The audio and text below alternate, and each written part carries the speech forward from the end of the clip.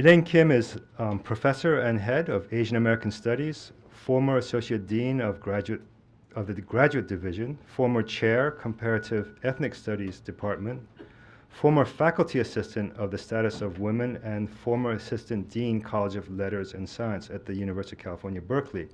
And she's published a number of books, and I'm just going to cite a couple of them.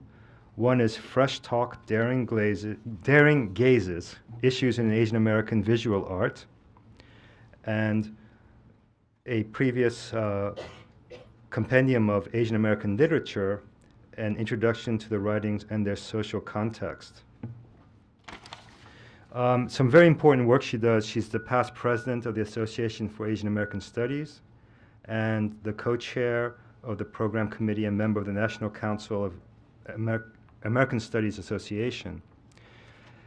This year, she was awarded the Lifetime Achievement Award for Asian American Studies. So congratulations to Elaine on that.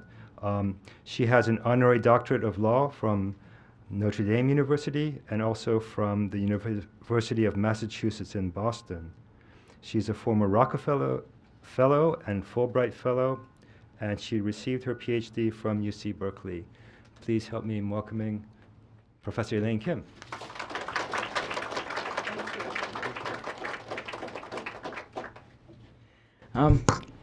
I didn't even know that David fell out of bed that day from the earthquake. But anyway, I'm very, very happy to be here, and I thank you so much for coming.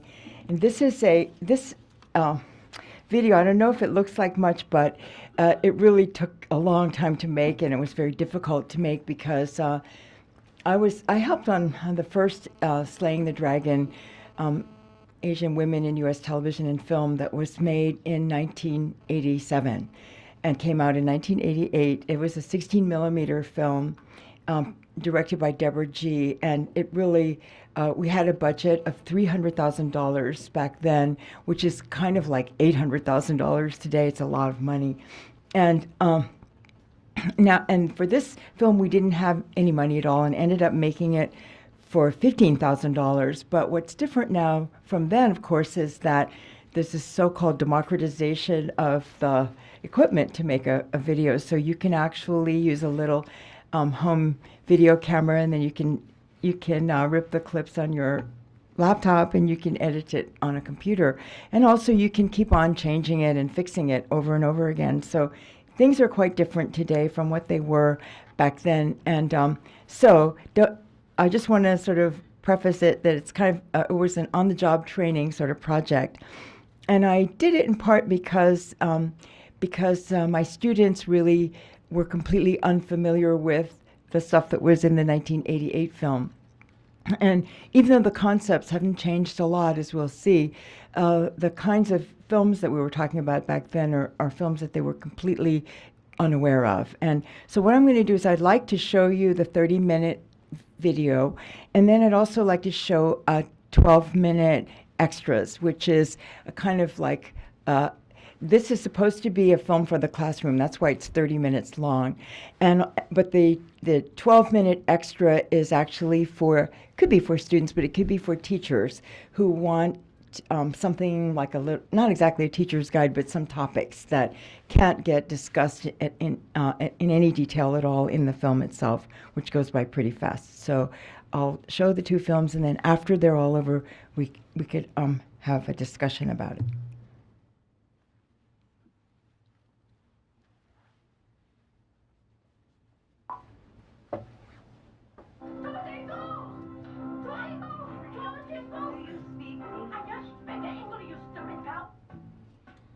Two decades ago, Asian Women United made a film about Hollywood's distorted representations of Asian women.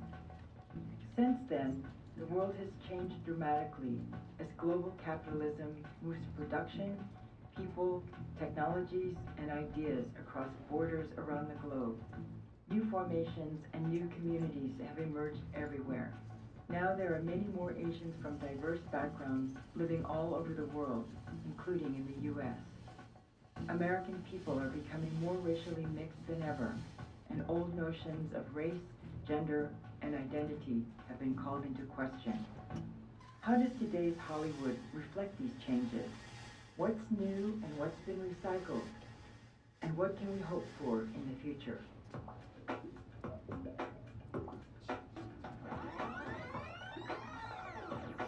Now, if any of you sons of bitches got anything else to say, now's the time!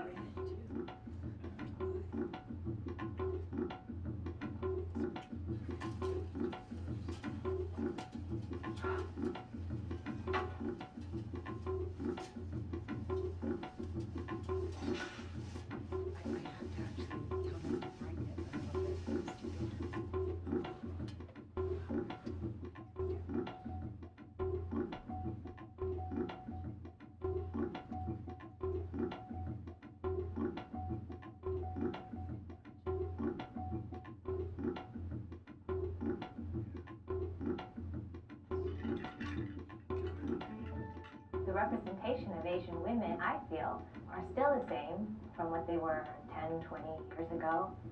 They're still represented as over-sexualized, exoticized, submissive, pleasure-giving, wilting flower. I think that's still there. Asian women are still really marginalized in terms of what kind of roles they can take on.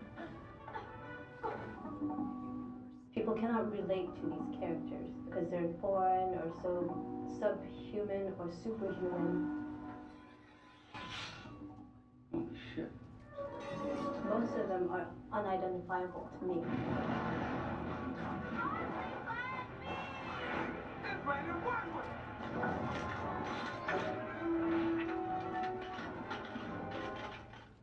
With a film like Charlie's Angels, right, Lucy Liu doesn't seem to have any kind of racial characters. It's not like she has any kind of Asian background that you can identify her with.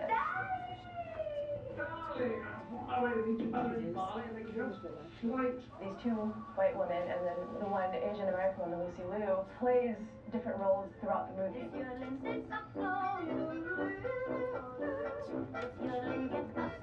But all three of them are doing it, so no matter what their race is, you know, they're playing different racial characters.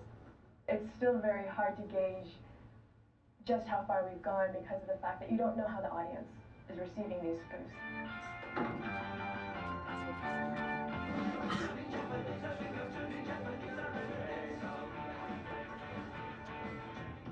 If anything, you see a browning of faces, but you see a continuing whitening of character. So if they get to just pretend they're white and erase all of their Asian past and pretend like they don't have a Chinese grandma or something like that, you know, then they are equal, you know, then they are full human beings. I don't want to sit at a table full of white people and pretend I'm not who I am. Those types of images are the ones people seem to hold up to say, oh, you know, everybody's on equal ground now. Well, that equal ground requires one party in that exchange to completely forget who they are. The interesting thing about the browning of America is that it is a deracination. It's like the use of a brown skin or a kind of racially ambiguous skin, but ultimately it's a completely assimilated character. Although American people are becoming ever more diverse and racially mixed, diversity and racial mixture reinforce the goal of assimilation in Disney films for youth. Racially ambiguous and vaguely off-white characters function to domesticate and fold in color, thereby recentering the desirability of cultural whiteness as mainstream. I guess I wouldn't know how to speak cheerleader. Not a lot of movies come to mind, and perhaps it's because I haven't seen a whole lot of Hollywood movies, but I feel like when there are Asian women, I usually go and try to see. Two stereotypes seem to still dominate. They're either the victim that needs to be saved or a dragon lady who's very powerful but also very sexually provocative. People say, well, you know, well, we see Lucy Liu now. Isn't that a whole different image than what we've had in the past? She's aggressive, she's sexual, she's in control of her own sexuality. When you look at a film like Kill Bill, there is a lot of playfulness. So when you see Asian women or white women, whoever sort of take on these roles where they're just kind of killing and chopping, you're not supposed to have a sort of visceral, kind of like negative reaction to it. If those are the only roles, woman in. It just seems like another way that Asian women can be pigeonholed. On the one hand, it seems like it might be a tongue-in-cheek portrayal of those types of images, but on the other hand, you have to be in on the joke, and my question is, are we all in on the joke, and who's laughing? Where does the over-sexualization of Asian women come from? If you look at the history, it's the military, it's the men who were in the army, who had relations with women in Asia, who were forced into prostitution or chose to go into prostitution because life was really hard.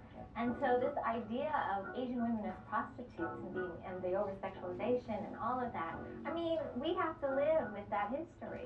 Me so horny. Me so horny. You keep lying. Me love you long time.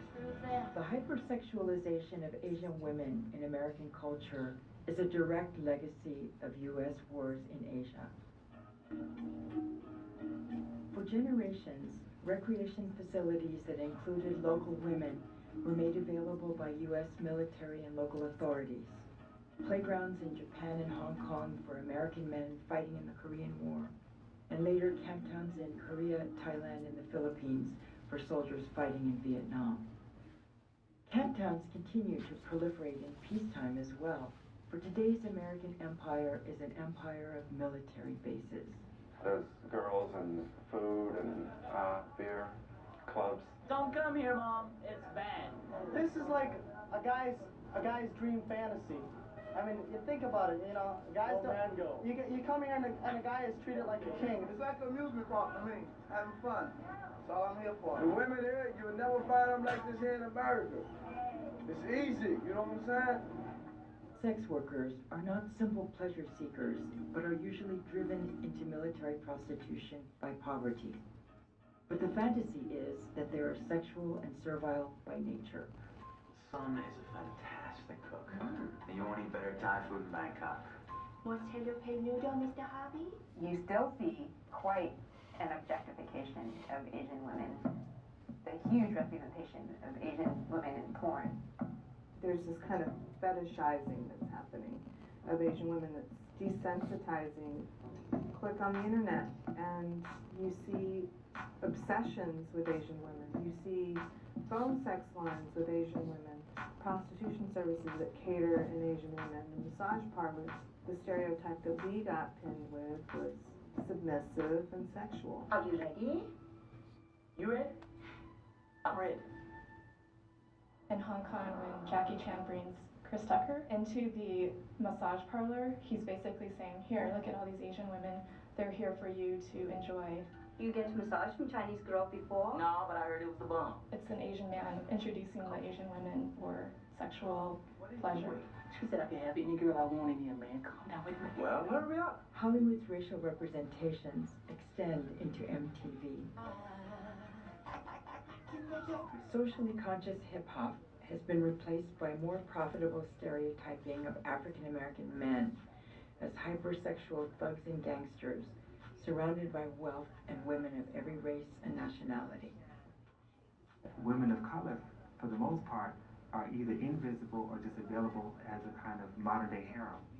There's a kind of Orientalism, a romance with everything that's beast. Today, African American men can partake of Asian women as sex objects in harem fantasies. The irony is, the real harem was the American slave plantation. Almost all hip-hop videos now, even if they're not predominantly Asian American or Asian women, are women whose job it is to kind of sit around in large groups around a jacuzzi and scantily clad and just be available for men. Is there a difference when African Americans are the ones putting forth these images? And so in a video like Busta Rhymes' Pasta Corvasi, where the shoji screen opens, you have to ask yourself, well, what's going on there? You have, the standard kind of Western colonial imperial fantasy where all these women are here for these men to do as they will. And in that way, it seems like these black men in this case are just participating in the same kind of imperial masculinity. Your Majesty, My lords, ladies and gentlemen, please be seated.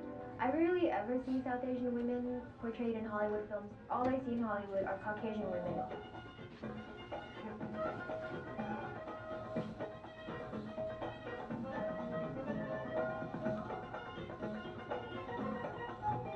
Indian characters, the female characters, tend to be a bit on the passive side, at least in Slumdog Millionaire. I felt like every decision that she made was she was either inspired by a male or forced by a male into doing whatever she was going to do.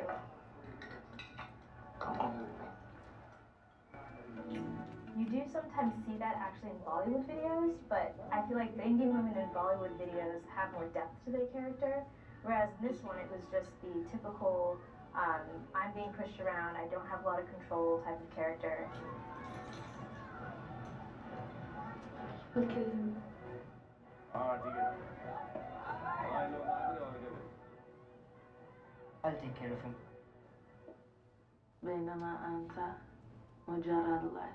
Part of the fantasy about Asian women is that they need to be saved from the East by the West. In fact, saving women from the oppression of Islam and Muslim men has been one of the U.S.'s justifications for invading the Middle East. At times, Hollywood films exploit fears of the racialized enemy as the evil and threatening other that must be destroyed. In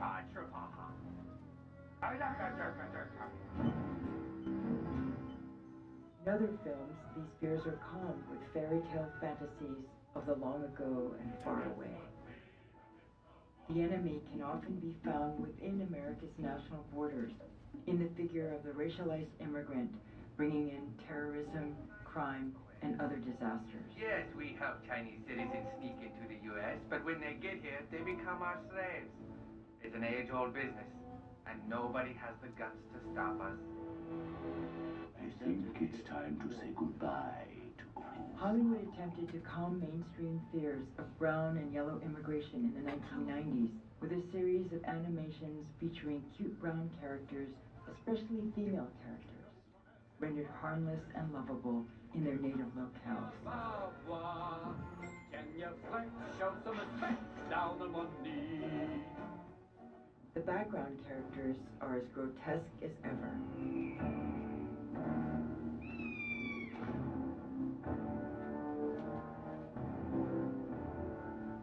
Disney's multiracial princesses are less about diversity than about marketing to as many little girls as possible. They are actually the same voice and face with different coloring. Hollywood attempts to grapple with a changing world have failed because its vision of the world has not changed. As long as you have a world where white people are the source of romance, or power, or ownership, or control, you're still going to reproduce the same old stereotypes, the same old inequalities, the same old power structure. Right here. Hello, my name is Sue Lee, and I'm new in the neighborhood. Why? You speak English so well. Where did you learn to speak so well? I was born here, you stupid. Don't you know anything about immigration? Read some real history books, you stupid ignoramus. I feel like there's more media out there, and so therefore there's more media images and more what we might call subversive images. At an early age, I wrote this poem called Pussy. It's about a woman exploring her sexuality and the different types of things she wants. But it got on YouTube. It was watched by over 1 million people or something ridiculous. Well, what the internet has provided is a platform for anybody and everybody to upload their work and show it to the world. From that, anybody can become a star overnight. Model, actress, and MySpace phenomenon Tila Tequila is looking for love. Tila Tequila was a big hit on MySpace.com. Her show was the first bisexual reality show. The woman she was dating, Brittany, and then her father. I'm not gonna look at you. Dad, did you want something? Oh, it's kind of juicy right now. She's using this explicit sexuality, and yet he can't look at her. One question is, on the show, the racial background of her partners that she picks, and largely, they're all white. Would the show be as popular if she was paired up with another Asian American man or an Asian American woman? Tila Tequila is the only Vietnamese American right now on TV And so if you are from the community, you're going to watch someone from the community because there's so little representation in the first place. Probably one of the earliest movies I saw with an Asian character was in Goonies. And I was like, that's so ridiculous. All my friends love the little Chinese kid. I don't know if any of them would really want to be here. I didn't want to be him, be the brainiac kid with the tools. There was the sort of like the finger pointing, like, oh, there's that kid on the screen, and then, oh, look at our friend who's also Chinese. Can you do all this too? He did that so much.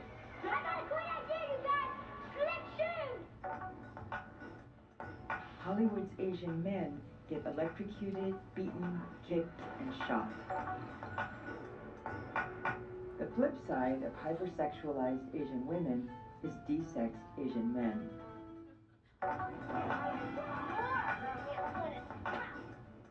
They make unlikely romantic leads. What's your name? No. I don't sell shrimp chips. Yeah, well, I figured that out. I'm a cop. I'm Santa Claus. Who's Santa Claus? Oh, Jesus, God, don't you know anything? Even the heartthrob is a nerd. Look, I got something to show you. I found this on Andrew's computer. What is this, a video game? It's actually an FRPG, fantasy role-playing game. See, players use avatars to represent themselves in a fantasy. Okay, there it is. So now I'd like to know if you have questions or comments about these films.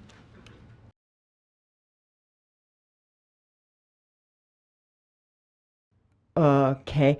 In terms of fair use, I think there's not a legal question. I'm not sure, but I think there's no legal question. So the question is, should I have asked Justin Lin to rebut what Sylvia Chan said about, or actually I used Justin Lin. She didn't say Justin Lin. I used Justin Lin's clips on the back of her comment.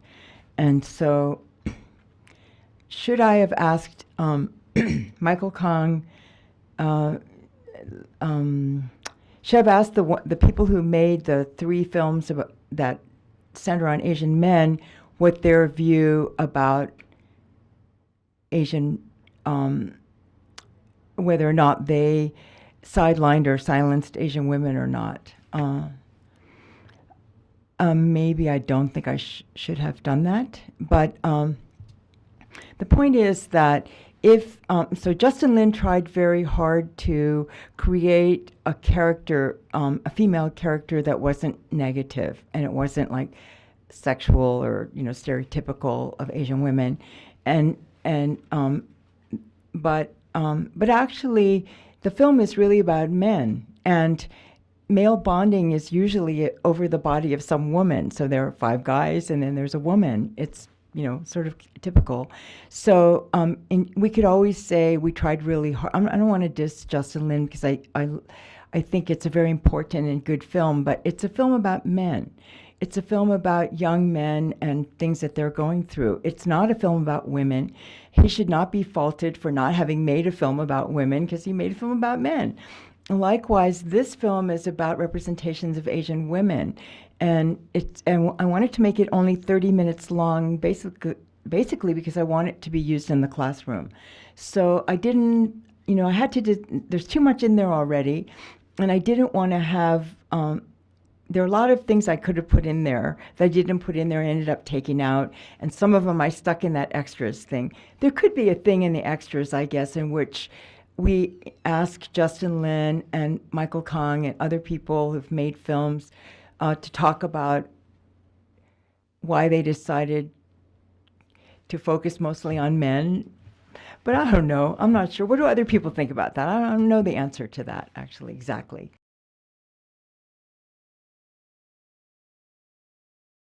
I will say about Gran Torino and Crash that I think those 2 films are mainly, it's kind of about what films are about. Like John Cho was saying one time that somebody asked him to play kind of stereotypical character, and he said, oh, no thanks, I don't think I'll play that. And then they said, well, why not? We really want you in our film. And he said, well, it's kind of stereotypical.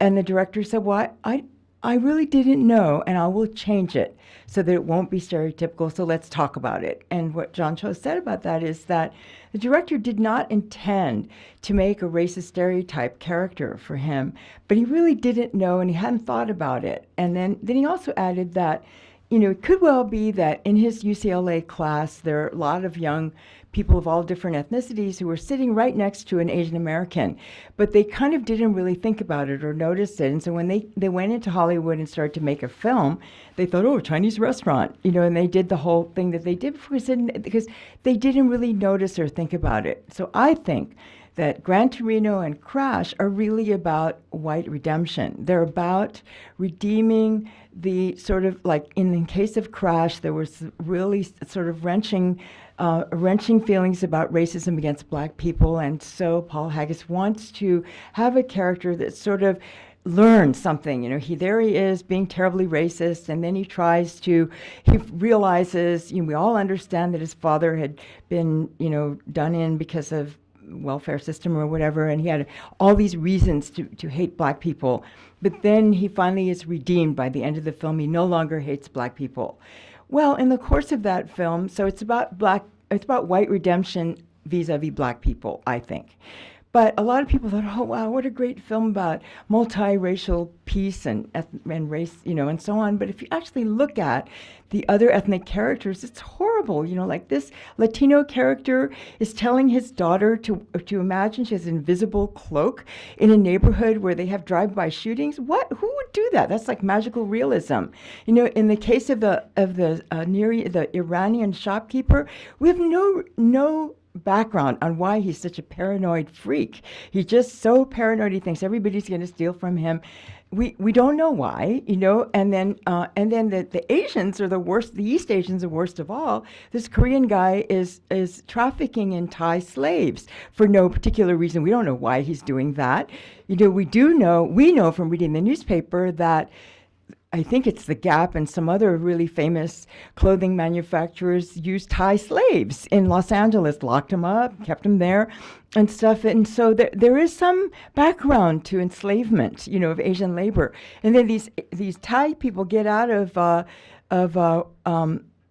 Ludacris's van, and they're staring at the video store in wonder about American wealth. Well, anybody who's been to Thailand knows they're very wired in Thailand. It's not like that. So it just has all these ridiculous stereotypes, but it's supposed to be the film that we come out of and weeping about how we have racial peace and justice and all of that. Likewise, with Gran Torino, to me, it's a nice film. It's nice that he used real Hmong actors, and they used real Hmong language and stuff, and real Hmong food, probably. But really, it's actually about the Clint Eastwood character and his redemption. He was a stone racist from the Korean War era, called everybody chinks and gooks, and then he realizes, oh my God, here's these Hmong people living next door, and he saves the sweet young woman and man from the bad young men. It's the same story. They got the bad Asians, and then the Redeemer comes in to save the good Asians from the bad Asians. It's not really very different. So the point of this video, not 40 years ago, the point of this video is that it looks like it's changed a lot, but I don't know how much it's really changed, and the fact that there's all this porn up there, it's very, if you look, I belong to an organization called Asian Women United of California who backed this film. If you go on the internet and type in Asian women, you'll get 100 porn sites, and Asian Women United would be one of them. It's really discouraging, for us. So, and then I'll start getting tons of porn, if I look that up, So, so anyway, I kind of made the film because I disagree with the idea that everything is really great now. I don't think it's really great. I do think some things are a lot better, and it's also true that there are independent projects. Like that lady who did that vlog on Asians in the library about how, how we should how you pick up you were trying to study and get an epiphany, and then this Asian person speaks Asian in the cell phone saying, ching chong ding dong long long, and it's so annoying, but what was interesting about that is right after that there were tons of very creative and often very gentle-spirited, some were kind of fierce, but some were very gentle-spirited responses to that. They're very creative, right on the internet, and then some of them got 1.7 million hits within a week, So a lot of things have changed, but I don't think that one has changed. I disagree with that.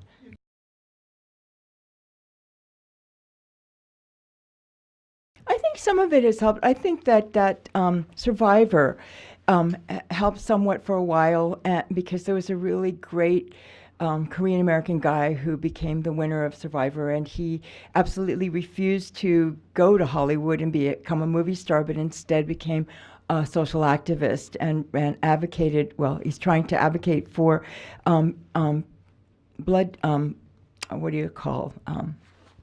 bone marrow donors in the Asian American community and different stuff like that.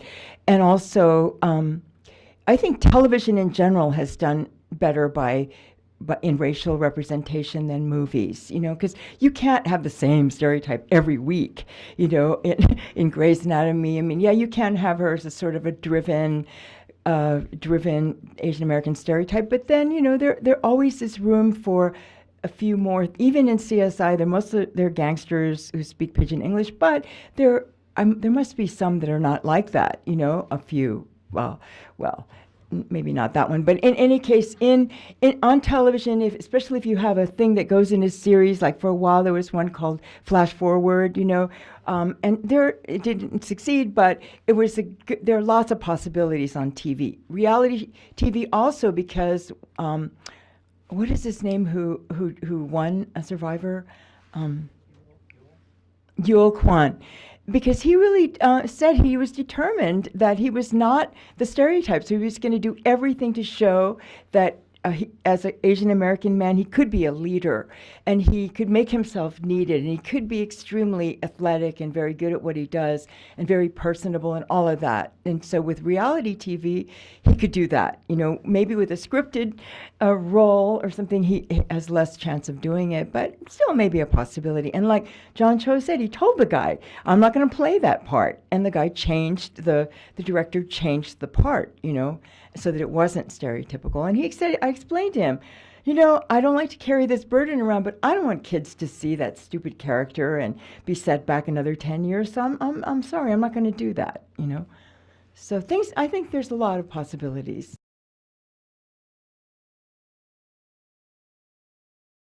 Basically, there were only 3 questions. It was an online survey. There were only 3 questions. What is there? What do you like? And what would you like to see? And most of them, actually on our website, which is AsianWomenUnited.org, we do have a summary of the survey results. But one of the things that kept coming up was they didn't like them. They didn't like what was there, but they wanted real people. They didn't want good characters that are positive necessarily, but they wanted complex people, and they wanted real people with real situations that you could relate to. And that is a protagonist situation. And likewise, just like John Cho was also saying, well, I don't have to play the Asian anymore. I can play a person named whatever.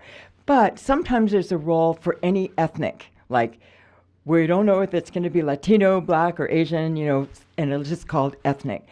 And then sometimes there's a role that was really supposed to be for a white person, like in Sideways maybe, or Under the Tuscan Sun, that point there, that it could have been any white woman, but then Sandra Oh was a very good actor and she could play that part. But then there's no reference to anything, like she has no parents, she has nothing, anything about her that's Asian. And so some kids thought, well, that's the goal, where there's no Asian anything, and then we'll be just the same as we'll be equal. But we wanted to make the point that, is there a possibility, like I really like the novels of Leonard Chang, and he writes all these detective novels, and there's this character in there who he solves murders. That's his main thing. but on the side, he also has a girlfriend, and the girlfriend has parents, and the parents have an attitude toward this and that, which are all Korean American things that happen among Korean Americans. But it's not the main point of it. The main point of the story is not, I am Korean American, or this is about Korean Americans. It's not that at all, but nothing is taken away or erased from him, so he's a real person. That's, I think, what those students said they wanted.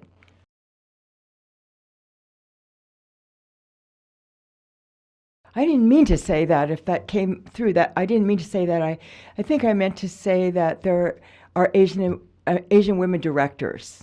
Well, I guess it could look that way, and maybe that's a good answer to the question about the Justin Lin issue.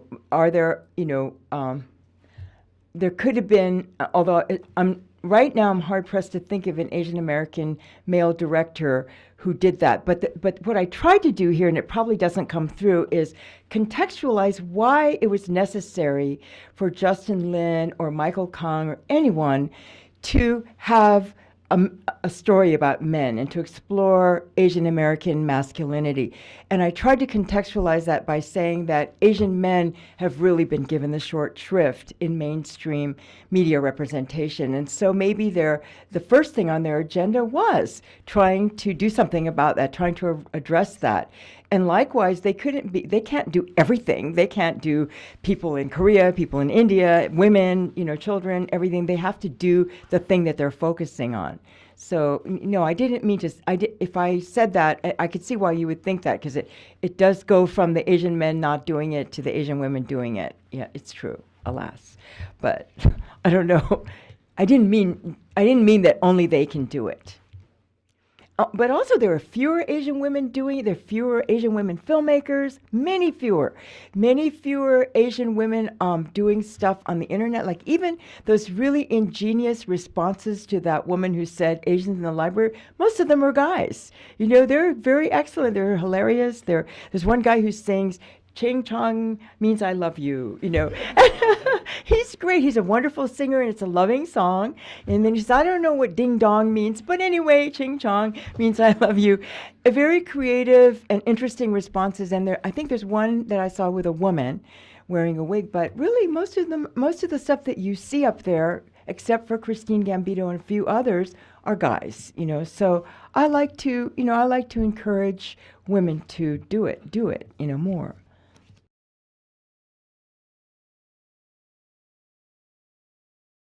There certainly could be Asian American characters who have only whiteness in their life, and there could be Asian American characters who have everybody speaking Chinese and going to the Chinese whatever.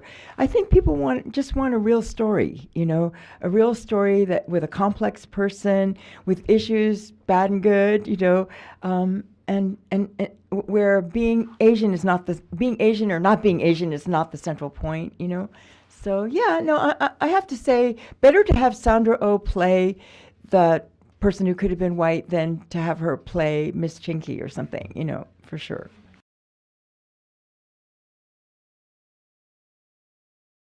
That's really interesting. I haven't actually thought about that or noticed it, because I did notice that there were black characters becoming more American after 9/11, so that suddenly, not suddenly, but gradually, an African American could be the one that saves the nation. He could be God. He could be President of the United States. Whether it could be, Morgan Freeman. It could be Denzel Washington. It could be Will Smith. And they're playing really important people that are clearly American people. And then sometimes they would be paired up with a white person against South Asians or East Asians, or Muslims, or something. So some kind of weird shifting was going on there, and black women didn't seem to be part of it at all.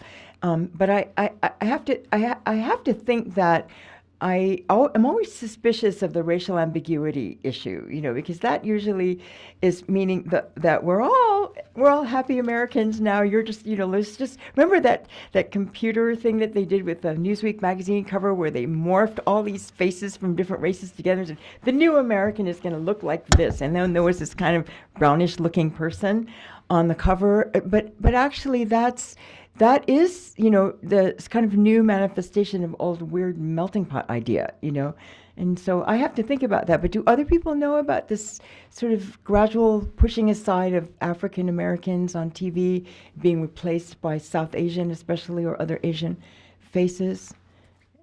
And California's a little different, so from the Midwest about this kind of stuff. And I do know that they put different people in the ads, for example, for the department store, depending on which demographic you're in. So we have a lot more Asians in the ads now than we used to, even 5 years ago.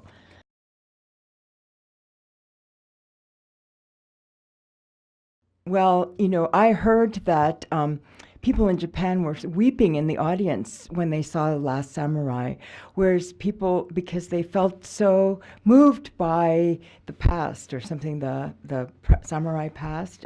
But I heard that people in China really hated Crouching Tiger, Hidden Dragon. So you're kind of wondering about marketing, this sort of exotic image of Asia. With The Last Samurai, I thought that's another film about white redemption, because here's this Indian fighter, going, and he feels really bad about what he did, and he goes to Japan and fights this battle, and then becomes the only one left standing. They all died, so the only good Asians are all dead, but Tom Cruise is still alive, and he also gets the girl. So that one doesn't seem, I'm not sure about that one. But with all those films about the Cultural Revolution and all the art exhibitions about the Cultural Revolution, I do think there always is a market in the United States for films that criticize Chinese policy, whatever it is. And there's a ton. If you're publishing, if you want to write something that'll get published, the thing to write is a memoir, be a female Asian who is escaping from patriarchy in Asia. And then you can be Cambodian, you can be Korean, you can be Chinese, you can be Filipina, you can be whatever, Vietnamese, and you will come to the U.S. and find freedom, love, equality, a man, all marriage, wealth, and so that, I'm sorry, but it does seem, I speak a little bitterly because I know lots of great novelists whose novels should be published, but because they don't tell that kind of story, and I do know some memoirs that are crummy that are about that, and so escaping from the Cultural Revolution is a popular theme in movies and in books, and also escaping from patriarchy in Asia is another one, and especially if they find happiness in the West. So maybe that's part of it. Thank you so much for being a great audience.